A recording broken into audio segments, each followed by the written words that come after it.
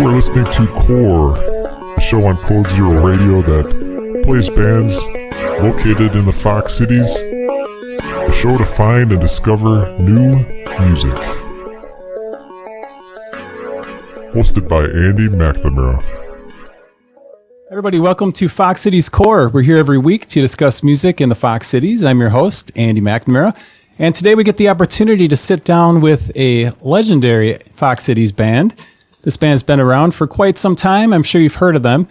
If you're listening to the show today or watching the show, we're simulcasting on WCZR Code Zero Radio, as well as Facebook and YouTube and Twitter. If you've got any questions, we are going to be taking questions during the show. We'll put up the phone number later. But without any further ado, I'd like to welcome Doozey to Fox Cities Core. How are you guys doing today? Good. Thank you. Thank you for coming in and driving through that treacherous snow we got today. I want to say as well, I love the fact you guys all have Packer stuff on today. It's game day, baby. Not planned. And not jumping too far ahead, you guys in the past have done shows over at Lambeau Field. Yeah. A few of them. Was that for just regular games, or was that what kind of situation was that for? Was that like a pep rally thing? We actually did like all of them. I'm pretty sure we did one before a game. We did like the playoff game. We did one before that, like the little pep rally. It's been a mix, pep rallies and at games, yeah. So I was thinking about it today. So the playoff game today, they announced like a week and a half ago that it was going to be on Saturday night. Yep. And a band, that's always like a fearful situation when it gets near like Packer playoff time, that you're going to have a show scheduled or a big show you're excited about, and then all of a sudden it's going to be wiped out because of or you're going to be playing and everybody's going to be watching the game. Right. Including us. Have you guys run into that situation before where you've had something scheduled? And Yes. Yeah. many times. And let's go backwards a little bit. I believe you guys started out as a 4-piece band. We did. Mm-hmm. What caused the shift to a 3-piece? Our fourth guy got a big boy job out of town, so we were just like, we're just gonna go down to 3 then. He moved, and just the commute was going to be a little bit difficult. It's hard enough with 3 of our schedules. I mean, I don't even know how we did it with 4 people's schedules. Yeah, no kidding. And then, so he wasn't in the band very long, was he? Actually, quite a while. 5 years. 5 years. 5 years. He never left the band, Andy. He's still here. We love you, Michael, if you're listening.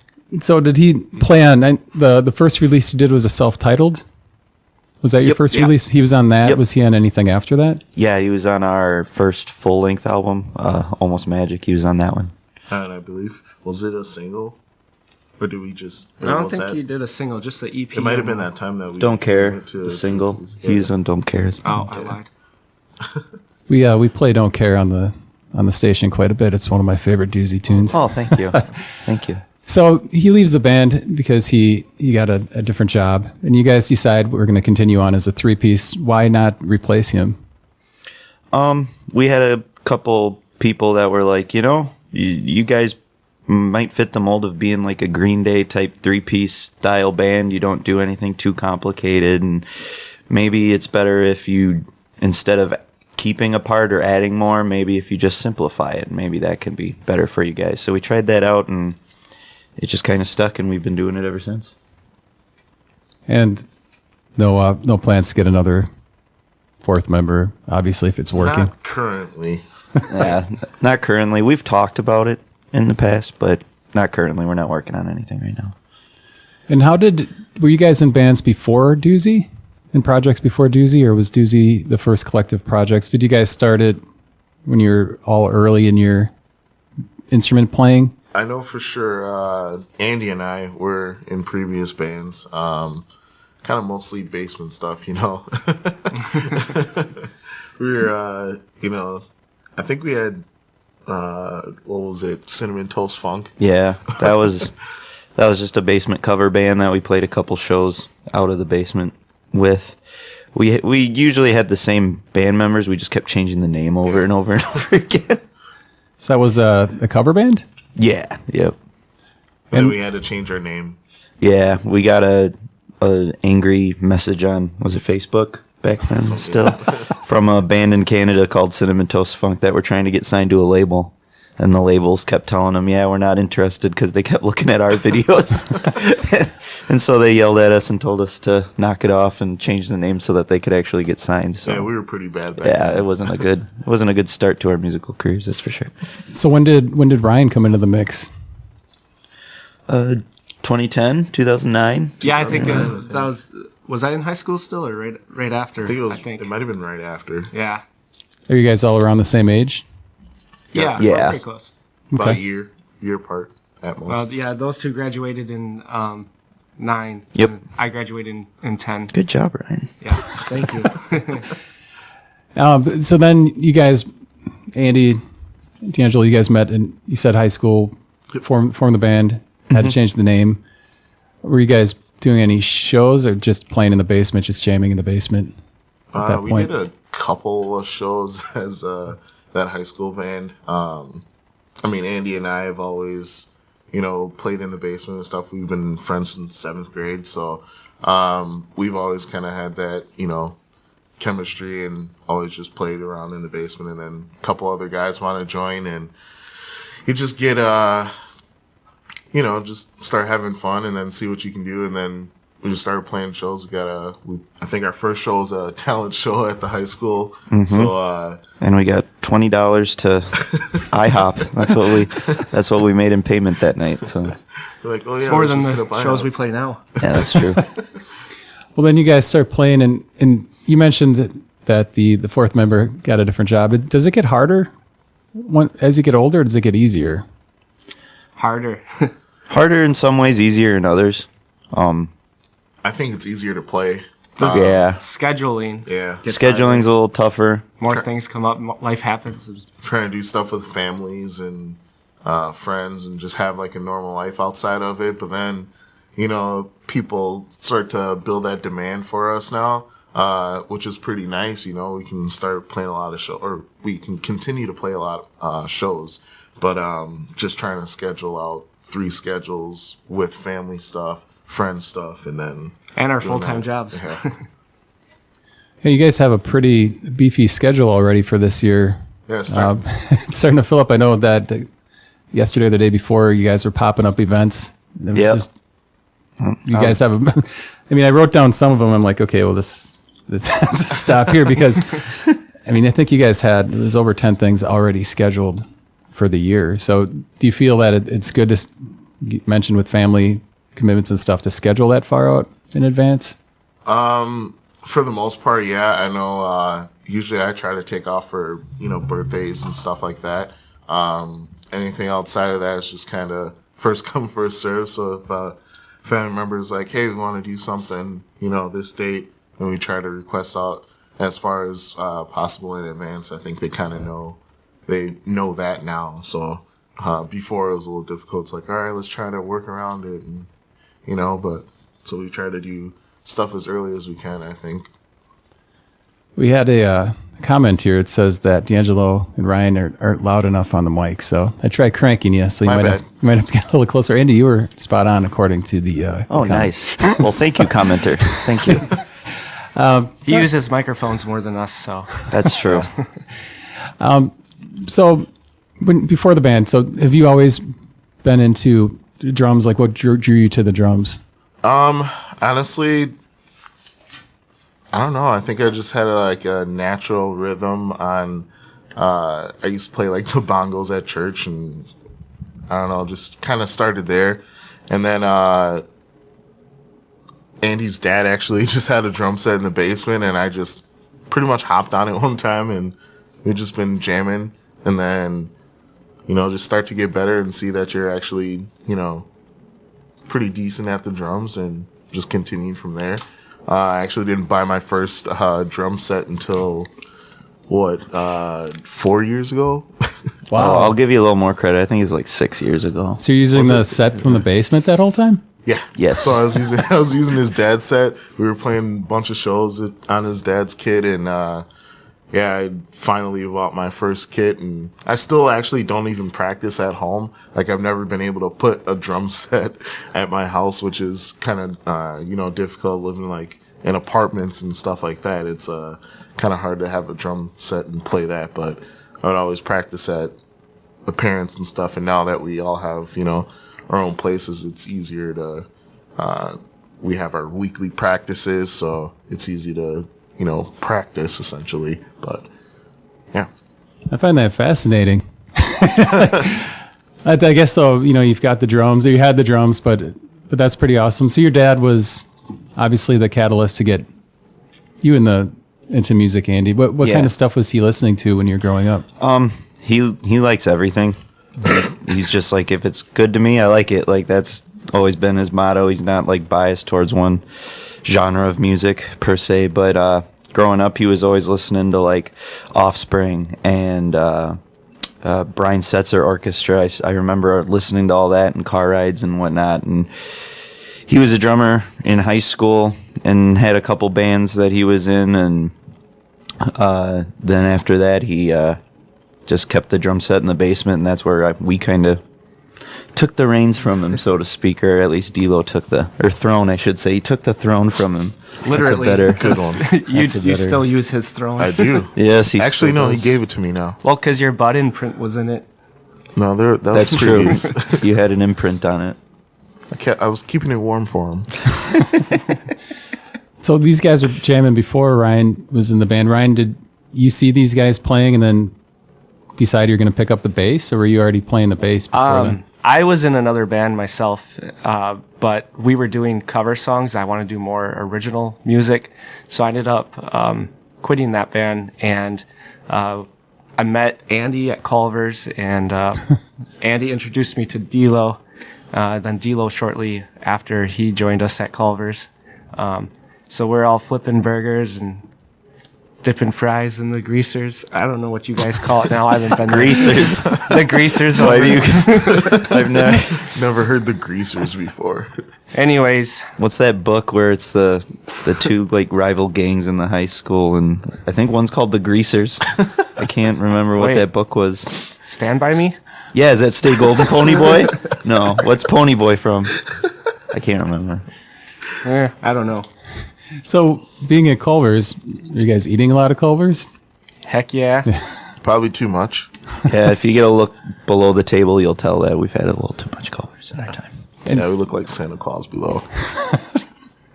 You guys have a lot of music out. You have a good catalog. Thank you. A very healthy size catalog, and you also you can play the monster shows if you need to, like the 3-hour shows mixed with covers and originals. Is there one that you prefer to do over the other? Do you prefer the shorter original sets or the mixed marathons? For me, they're both kind of different experiences, so it's not really like I prefer one over the other. It's like the bigger shows are fun. I like doing those because playing the covers, we like to change our covers up and do them a little differently than the originals, and so people either gravitate towards that or they don't like it, and we understand we're not going to please everybody, but it's nice when people do appreciate it and you get a deeper sense of the music the area likes and what people grew up on and what people are into. And then like when we play the shorter shows and it's just originals, it's nice to see people getting into it. And obviously the earlier cut time, and most of the time we're able to watch other bands, that's a fun part of it too. So for me, it's just two completely different experiences, but I really enjoy doing both. I'd have to agree on that, honestly. In terms of playing, I guess it's, sometimes like when we have like those 4 or 5 weekend, or 5 shows in a weekend, it gets a little, all right, I'm tired. Woof. Yeah, we've been playing, 4 3-hour shows, which sometimes it's like an 8-hour day, with packing and driving and unpacking and all that stuff. So, it's definitely a lot sometimes, but, I'd have to say, like Andy said, it's just a completely different experience. Like, if we haven't played a show in a while, hopping on the drums and playing a 3-hour show is nice because you get all those kinks out that you haven't played in a while. And then those shorter shows, whether it be just all originals or just a little of both, it's just, you get time to play like your best songs and then show people, you know, kind of what you got if it's like an original show and stuff like that. So.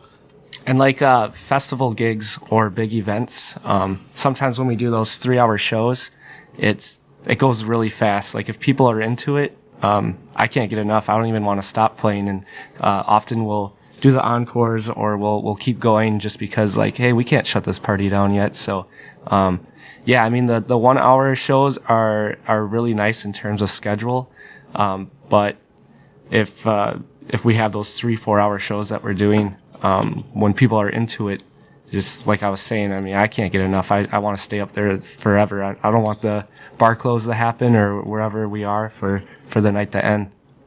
You just like drinking a lot. Perks. So we've been getting a lot of comments here, which is awesome. Going back to the book, we had a bunch of comments.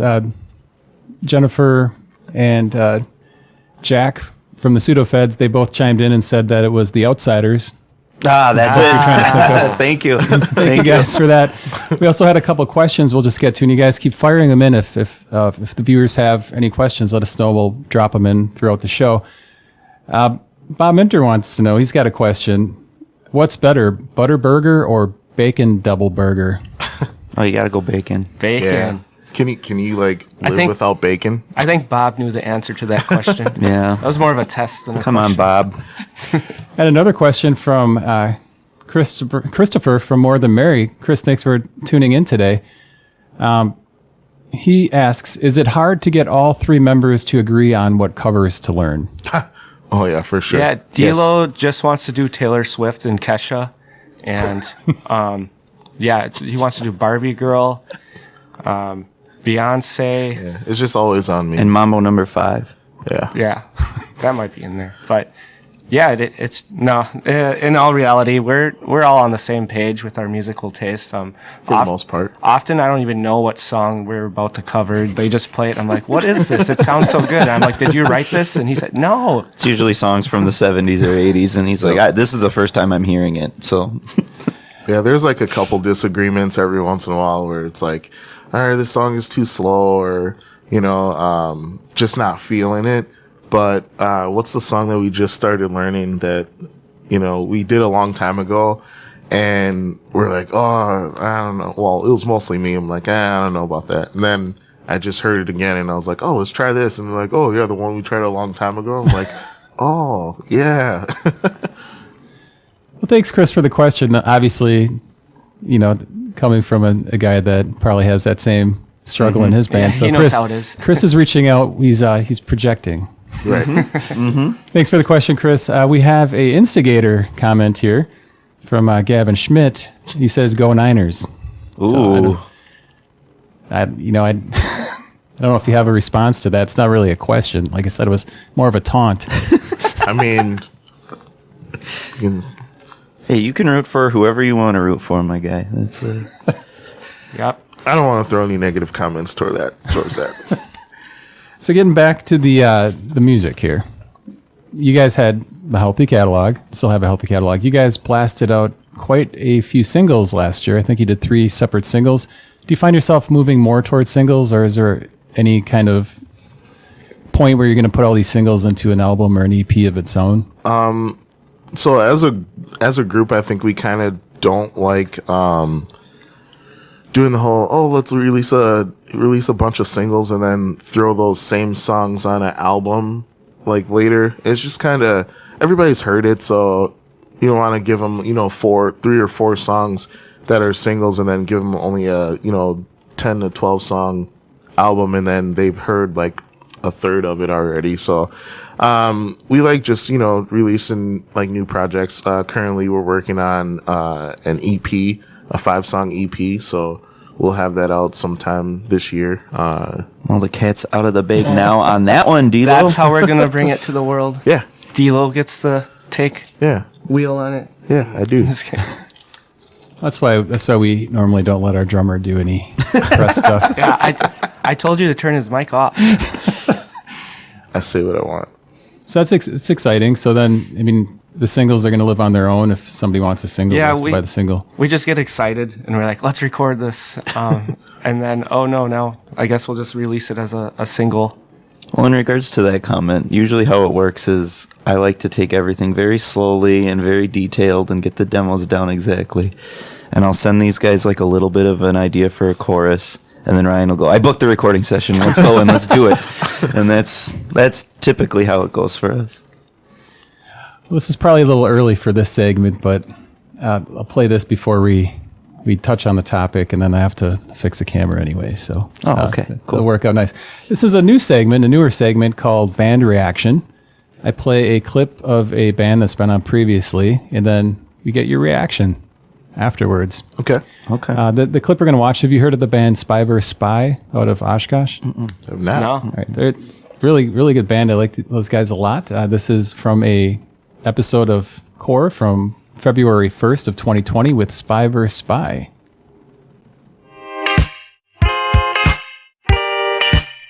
Band reaction. Band reaction.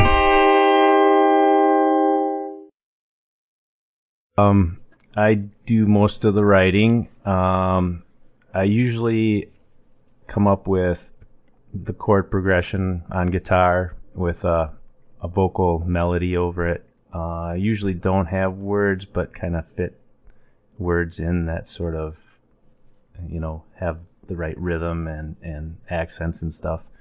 And I usually do have in the back of my mind, like what kind of a drum beat would go underneath it. I'm not a very good drummer, but I usually can relay what I want to Jay, and he does it perfectly. So, and then present it to the band, and usually they just fill in their parts, and I honestly don't have to tweak much at all. We've been playing together for so long that we kind of know what we're expecting out of each other, and it works out pretty good. I don't know if you have anything to add. No, it's just kind of, collaborative. We can all play all each other's instruments, so it's kind of one of those things where if I have an idea or Eric has an idea or Bill or Benny, it's just kind of easy to, like I said, we're all comfortable with each other. So Spy vs. Spy, what's your reaction to that? Same. It's like exactly the same. During that, D-Lo literally just pointed at me and was like, yeah, that's how it works.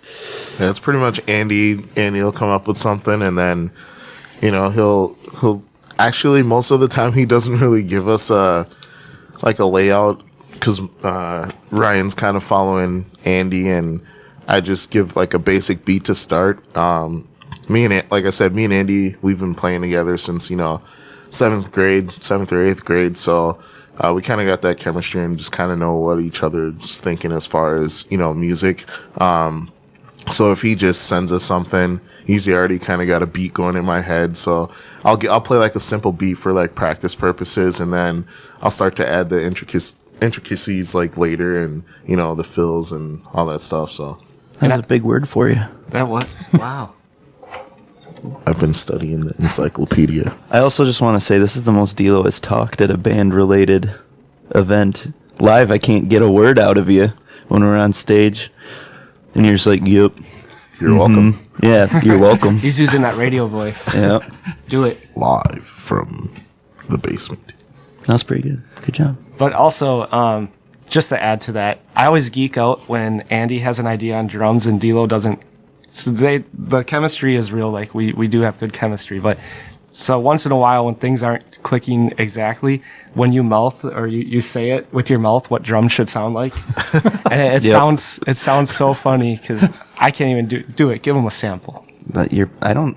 Okay. Honestly, know what you're talking about, really? What when you do a boom boom bob? I can't even do it. That's just the basic way to do it. I think. It's so funny though, and they're talking. No, back it should and go forth. boom chicka chicka boom instead of boom chicka, like And then D-Lo's like chicka chicka boom boom, and no. Yeah, we just just back yell and in a forth. language at each other like that. Then. Sounds like baby talk sometimes. But Do you guys typically have your songs ironed out by the time you get into the studio, or are you doing some tweaking all the way up until? I think we have a very good bass, and most of the extras. It's just kind of working out the little details, like just small guitar parts or synth maybe some melodies and stuff like that. But for the most part, I think our songs are pretty well put together before we go in. And then, you know, like I said, just those extras. It's true. And you've done, as far as recording, I like talking about studios. I know you've done a lot of work at Cherry Pit, and you were at Studio H before they closed the doors. Right. Have you ever done Rock Garden or anywhere up here besides Studio H? Or? Yeah, we've worked with Mark Goldie at Rock Garden on a couple things. He actually did was that our very first music video? That was our very first music video. Mm-hmm. And for Something to Say, we were babies then. Yeah, it's weird watching that video now and seeing how young we look and how much weight I've put on since then. So what drew you into Cherry Pit? We were just looking at different producers and studios to go into.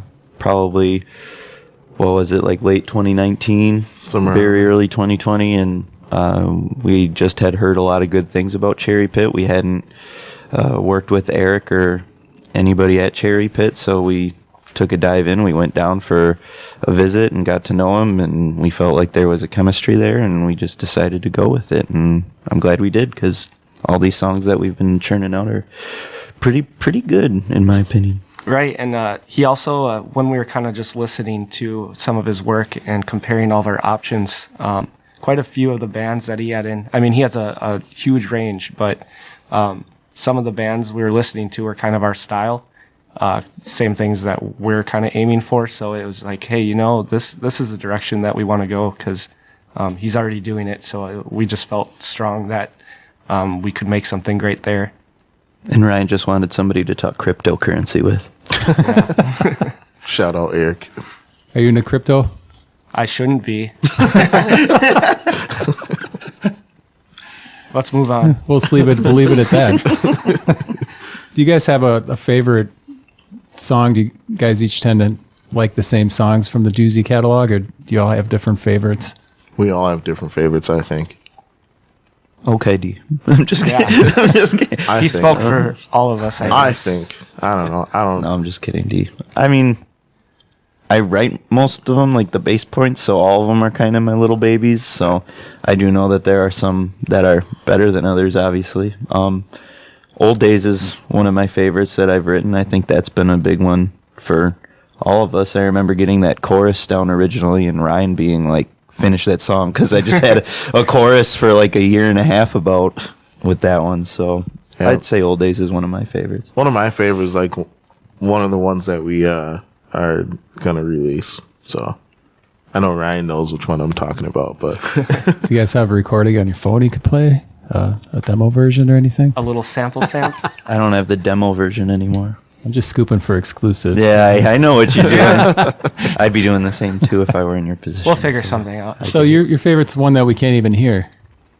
Yeah. So soon though. Good job, D. Way to build up the anticipation. Hey, now they're waiting for the juicy stuff. That's right. And Ryan, I might have missed it. Did you say what your favorite one was? I didn't. I was trying to think, but there's several. I really like Night and Day. That was off our Almost Magic album, I believe.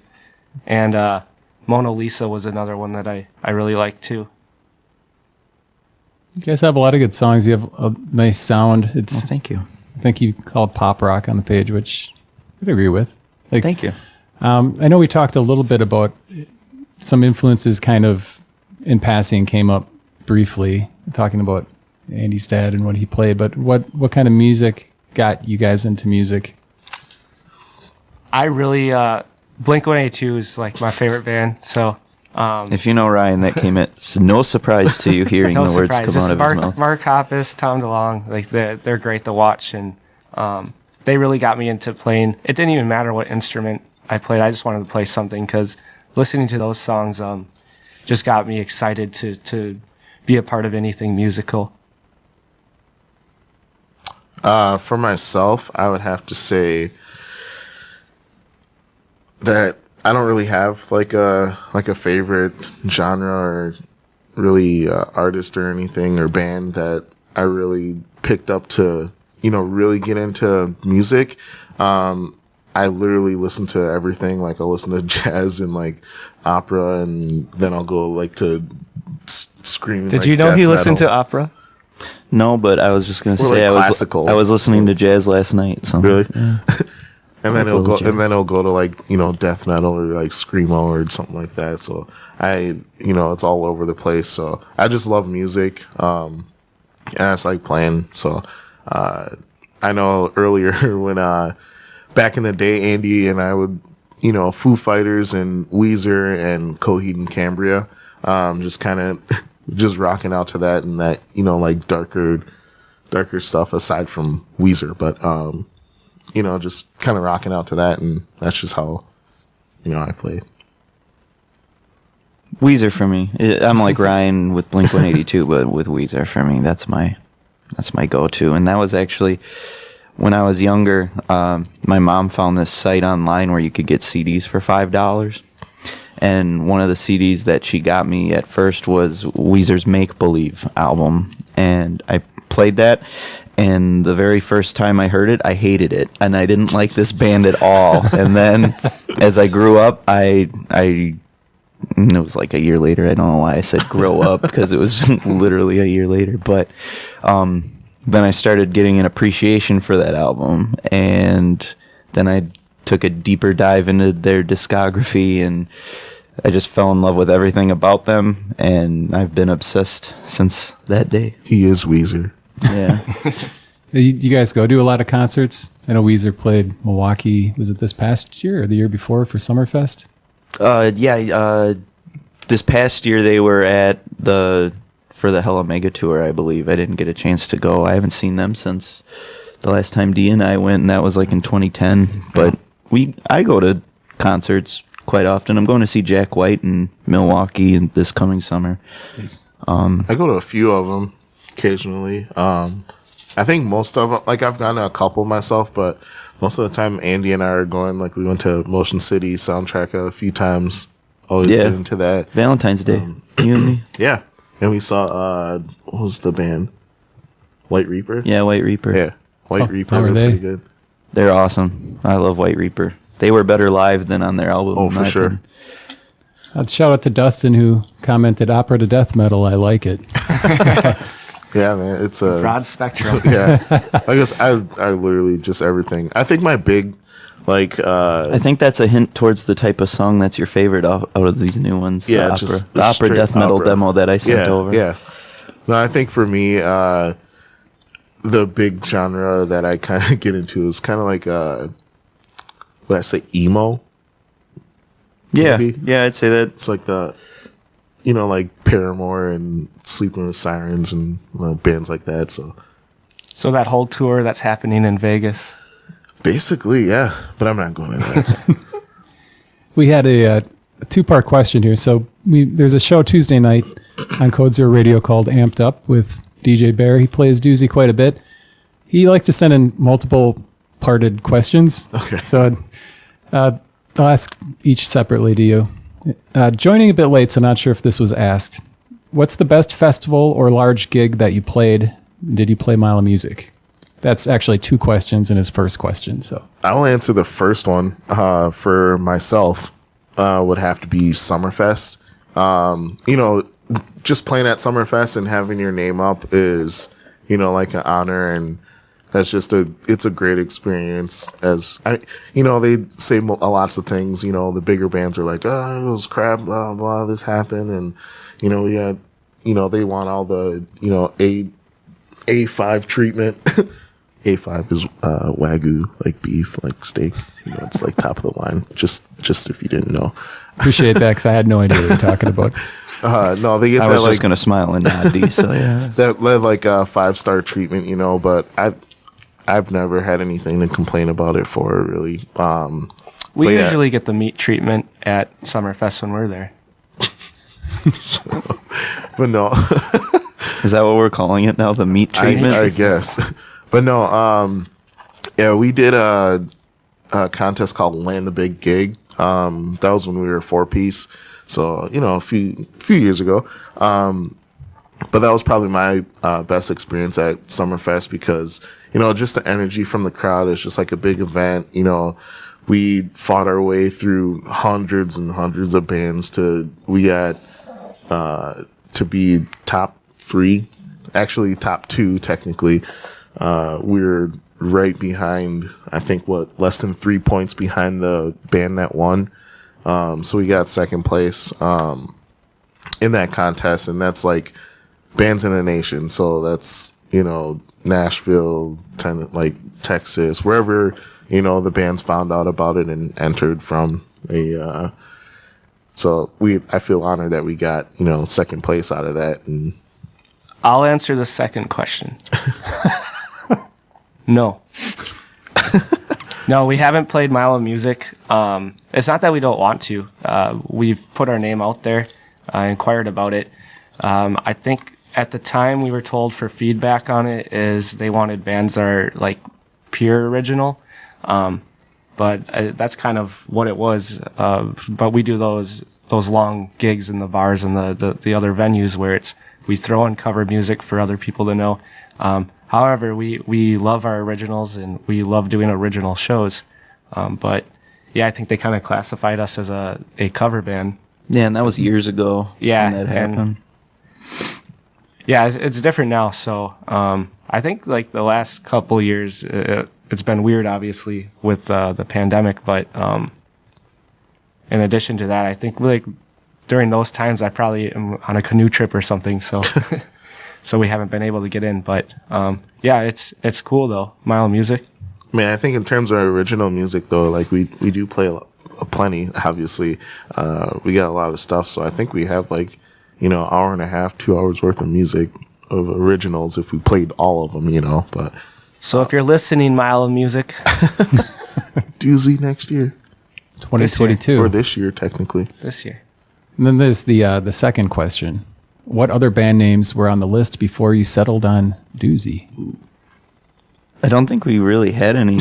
Like, we couldn't come up with a name, and Doozey was just my nickname in high school, and I was just like, yeah, let's just go with that, I guess, because yeah, we spent it was like 3 days. Hey, you guys think of names, and then our next rehearsal, we got together and like, hey, what do you guys got? And nothing. And then Andy's just like, what about Doozey? This is my nickname in high school. Yeah, we'll go with it for now. Like, sure, we'll make this about you. yeah. D'Lo and I, when we were in the bands that weren't Doozey, we went through a lot of names, and Cinnamon Toast Funk, obviously, before we got in trouble for that one. Frigid Vigil. File Cabinet, that was another name we had. Your Gyarados. Yeah, waiter, there's a Gyarados in my soup. Anybody that knows Pokemon, that's for you guys. Sunday Mail. The Sunday Mail, yeah. Where I played bass. Yep, that's right. Oh, interesting. Yeah. There's a video of you somewhere playing bass on a couple songs on YouTube if you look any of those names up. It's smooth.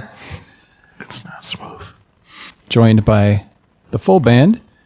Want to thank them again for coming in so early today and through the snow. Well, thank you for having us.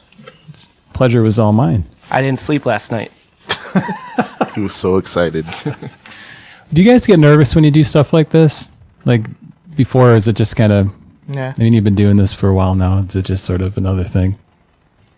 For me, I have a lot of anxiety about everything in life. So, like, there's always a little bit of anxiety and kind of fear with everything that we do. Even after all these years of doing shows, even I still get the pre-show butterflies and whatnot. So, I mean, for me, it's always kind of an experience. But I really don't get get nervous or anything. So I'm just like, it's whatever. Whatever you guys want to do, I'm down.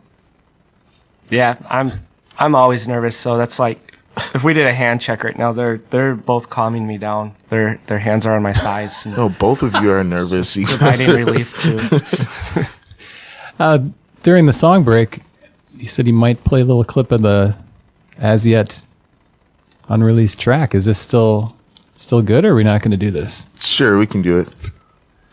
So this is one of my fave. It's called Alone in My Room. It's off our new EP. I'm just gonna play a little exclusive. When it comes out, but you'll get a little taste now. I'll just play a little bit of it on my phone here. This without sounding crazy, yeah.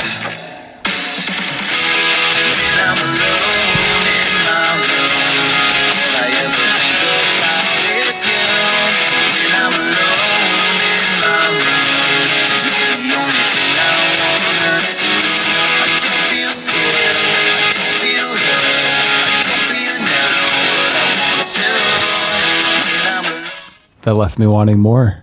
Good. That was my intent. That's exciting. So when is that supposed to come out? That's yet to be decided. Yeah.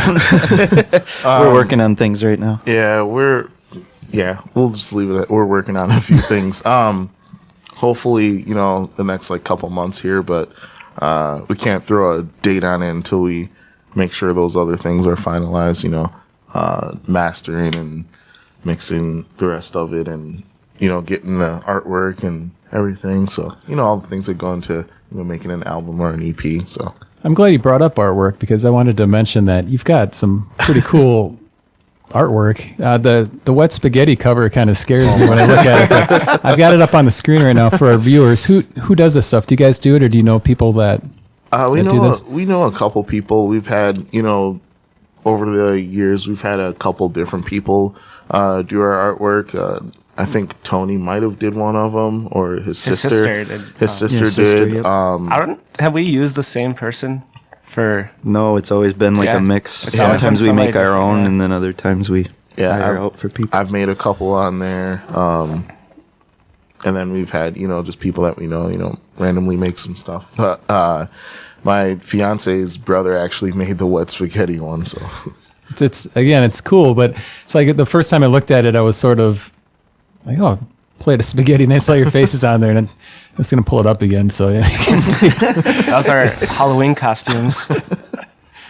That's pretty awesome. So when you're doing new releases, is that kind of one of the fun things? Like the upcoming single is doing the artwork, or is that kind of a stressful component? I suppose it dictates sort of when you can release it too. But yeah, I think it depends on.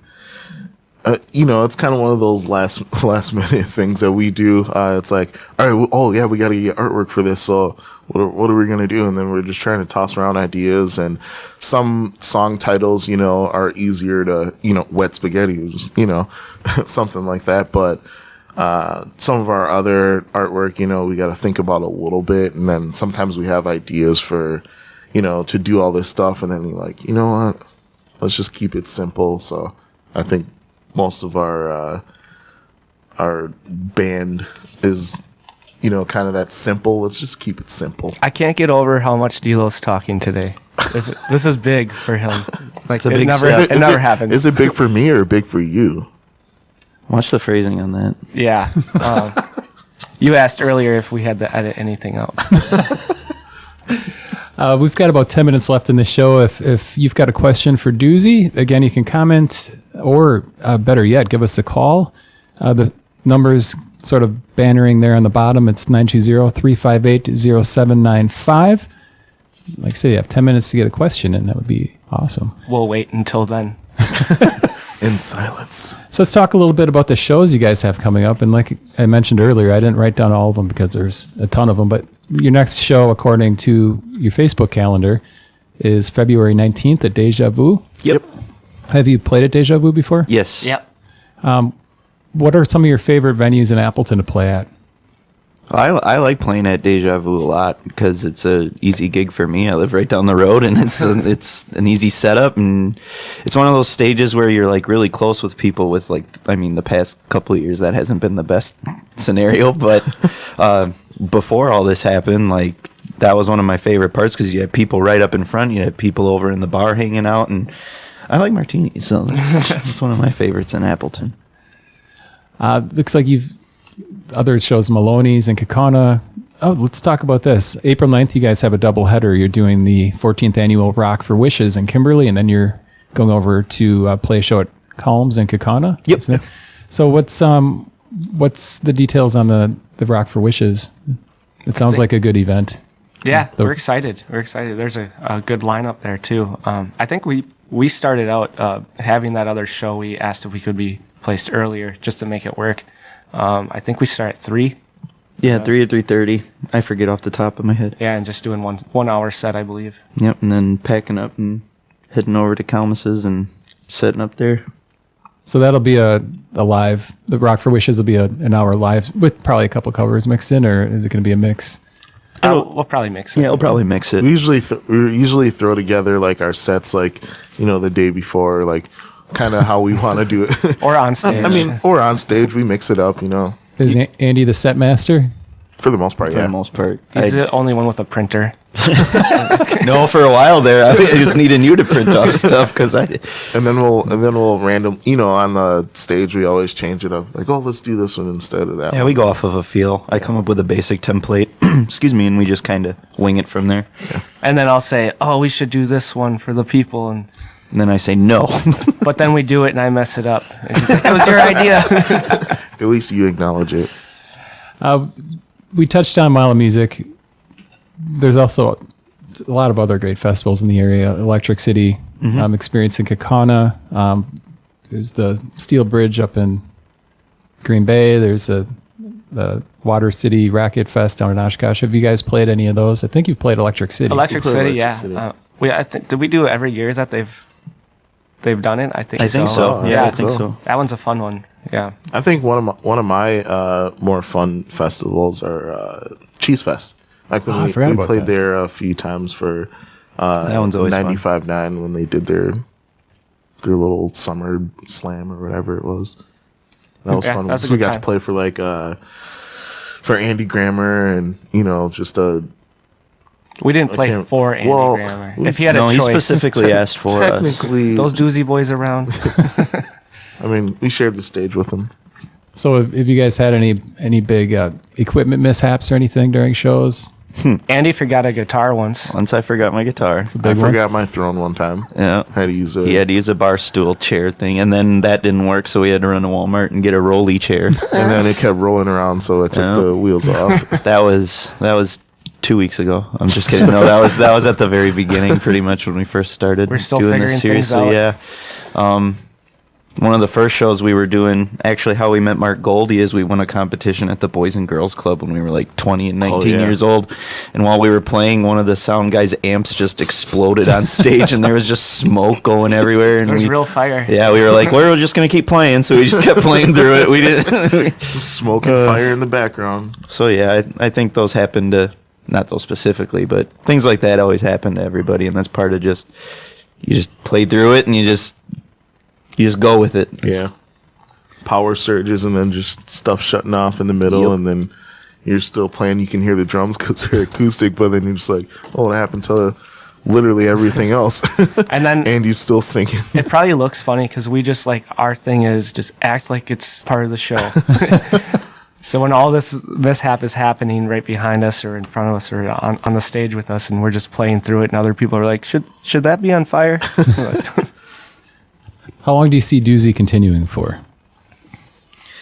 Until tomorrow, at least. Yeah. I think. No. I don't know. I mean, it's really up to these guys, honestly, because this is what I want to do. And Doozey's kind of like my baby. And so I'm looking to make this like a full-time gig where I don't need to be working a second job out of it. So for me, I'm willing to keep this going as long as I'm around.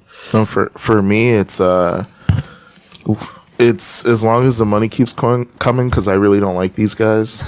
So it's a paycheck for D-Lo. Yeah, you had me in the first half of that statement. I was like, wow, he's really going for the money thing, and then you threw the joke in there. So that was. But no, I love playing music as long as I can, keep doing that and playing. Honestly, it doesn't even matter what instrument is. I just love playing music, and playing live is just a different experience. For everybody, I guess, but I just, the energy that people give us when we're at shows, obviously if we got nothing to feed off of, it's not boring, I would say. It's just, it's a different feel, so you don't get that, hyped up energy that you get if people are vibing to you. So the more people and, dancing and singing and, it's more fun for us, but I just love playing music, honestly, so as long as I can keep doing that, let's do it. Is that your stomach that's been going this whole time? I should have had that apple. Well, you know what, you guys? We are at the end of the show. if people want to find out more about Doozey, do you guys have a spot you want to send them to, or well, besides your next show at Deja Vu? Do you want all of our personal numbers? I mean, you can just give us a call. If you want, I mean, I mean, you guys have a Facebook page? Facebook on the Messenger and on there. We have an email too. But Facebook's the biggest one for us. So. I was going to ask you too. I want to squeeze this question in really quickly. We'll go back. So you guys are on Bananas Entertainment, which they're almost like a booking management company, right? Yep. What got you guys interested in going through Bananas? When we first started and we were looking for gigs, Tony Anders, who used to run Studio H, he kind of recommended them to us and put in a good word for us to them. And then Lance from Bananas came out to one of our shows, saw us, and said, yeah, you guys are good enough to make me some money, so we'll start sending you out for some shows. So, and plus the shows we were booking ourselves were like campgrounds. Yeah, not good. Yeah, we're daycares. We tried it. We tried it ourselves. Yeah, the daycares and the garage sales. Yeah, Bananas gets us bigger shows. And does it also take away a little bit of the stress of booking yourself? Oh, for sure. Mm-hmm. Which we still do some of. Depends on what what people come to us with. We get messages all the time about doing shows and stuff. So, as long as it fits, our criteria, then, we're down to play pretty much anything. So, for the most part. All right. Well, again, go check out Doozey's Facebook page. Or Instagram. I want to remind everybody, too, that we have a new show on Code Zero. It's called the Ikarumba Show. It's on Tuesday nights at 9 o'clock. Ike doesn't hold back. He's dropping grenades and F-bombs. Watch the kids. We could have used F-bombs on this show. Well, yeah, you could have. It's a little early, though. My kid's watching PBS right now, so it would have been good. But again, I want to thank you guys for showing up. I've known you guys for quite a while, and it's nice to finally sit down and get to know you guys a little bit better. Nice meeting you. And my son really loved the cake part in the video. Yeah, that was fun to film. I'm like a little 5-year-old. I still am sometimes. After that happened, he tried to you guys want some? Face smashed and all. Hey, I was gentle with it. I did the other half. The other half was good. Thanks again, guys. And Jennifer, thank you for the comments. You said it was a great way to start off her Saturday. Thank you to Doozey. Thank you. Thank you, Jennifer. Thanks, guys. You've been listening to WCZR Code Zero Radio. This is Fox Cities Core. Join us next week. Tune in. Go to Doozey's shows. All of them. Bag tag. Had to throw that in at the